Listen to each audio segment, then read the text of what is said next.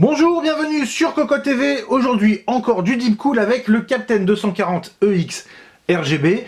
Une petite différence qui change tout par rapport au Captain 240EX puisqu'on ajoute une petite touche de RGB sur la pompe et c'est tout. Les ventilateurs restent en noir. On passe même du rouge au noir, voire du gris avec les petits coins anti-vibration.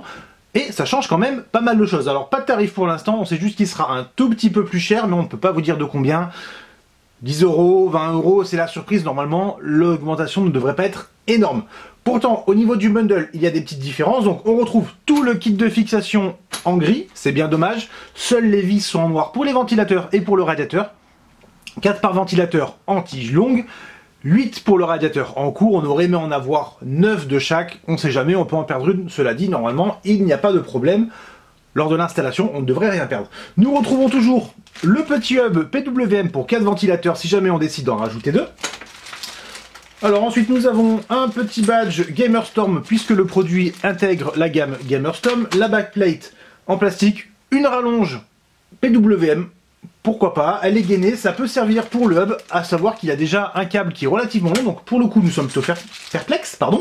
Ensuite nous avons un petit catalogue avec les produits de la marque, la notice bien entendu, mais aussi, comme sur le Gamax GT, une petite télécommande pour le RGB qui va s'alimenter via SATA. On va pouvoir changer la couleur, les effets, l'intensité pour 2 produits. Alors à savoir que là, il n'y en a qu'un seul, mais si jamais on a une bande de diodes, par exemple, on pourra éventuellement l'ajouter avec ceci.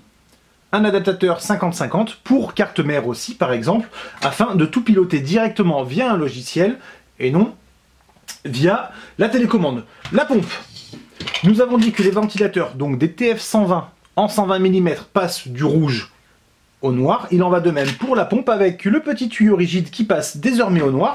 Et en fait, sur le dessus, le petit côté steampunk qu'ils appellent, nous avons du blanc et c'est la partie RGB qui passe là aussi du rouge au noir. Alors on dit rouge parce qu'on parle du Captain 240EX en noir et rouge qui est la version la plus commune et non la version blanche. Et on ajoute bien entendu un petit connecteur RGB puisqu'avant tout passait directement par l'alimentation. La pompe à l'intérieur ne change pas, on retrouve toujours le kit de fixation en gris, nous avons la pâte thermique qui est prêt à appliquer, des tuyaux gainés proprement, et un ventilateur de 240 mm en aluminium, épaisseur 27 mm, sauf erreur de notre part, sur lesquels on va poser les ventilateurs. Donc on l'a dit, TF120 en noir et en gris, ça tourne à 1800 tours par minute, ça fait plutôt du bruit quand il y en a 2, mais ça fonctionne relativement bien. Ensuite, nous avons en bundle, on revient sur le RGB. Pourquoi pas, c'est une bonne chose. Cette bande de diodes. Alors, il y a juste un petit problème, c'est que c'est magnétique, on le voit, ça tient un peu, en fait, ici. Néanmoins, nous avons de la colle 3M pour le fixer éventuellement si on n'a pas un boîtier en acier. Et sur de l'acier, le souci, c'est que quand on reçoit le produit, c'est enroulé comme ceci.